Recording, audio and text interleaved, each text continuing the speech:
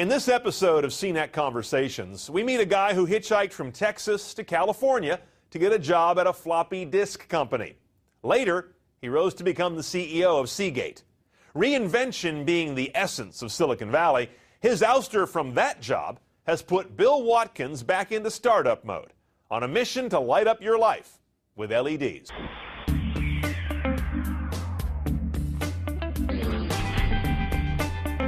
%20 of the American grid of energy is for lighting alone. So you look at that market, how do I make people save money in energy? And how can I do that with intelligent light, from control functions, for lower energy light, etc.? You open up all these possibilities, and that's what BridgeLux is about.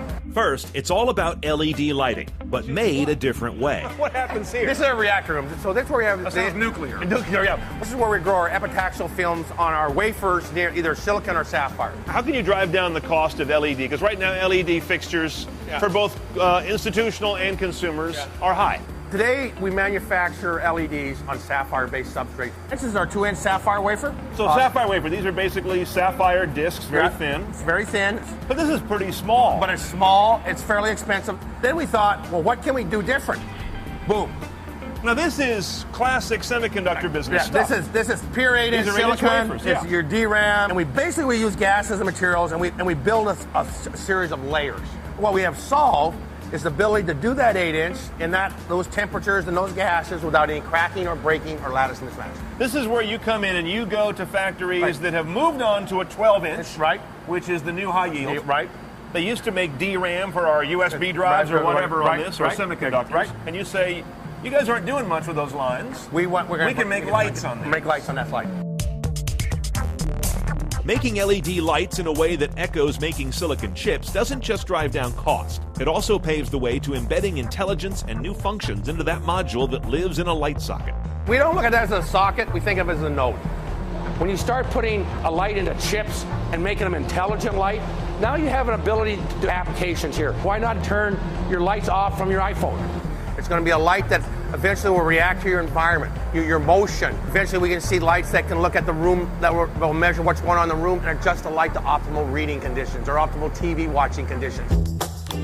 Watkins departed Seagate after a dramatic falling out with their board, one that led to a new beginning that seems to suit him. After Seagate, I thought, you know what, I want to go back to real work. I'm tired of lawyers and bankers. I want to go back, and this opportunity came up to look at this company. And I came down here and looked at it, and as hokey as this may sound, I came here and I met these young engineers, and they're 28 years old. I probably don't think they're young, but I kind of fell in love with them. It's been a long time since I've been around a bunch of people who think they're changing the world. And so I said, you know what, I don't need the entourage or the jets and stuff like that. This is what I want to do, and that's what I'm doing. Now I want to go back to the entourage and jets. How's Coach Airfare? Right. Yeah. So I'm going to get this as big as I can so I can give myself a jet. Great motivation. Yeah, that's right. As is the idea that BridgeLux engineers could turn the lighting business on its head.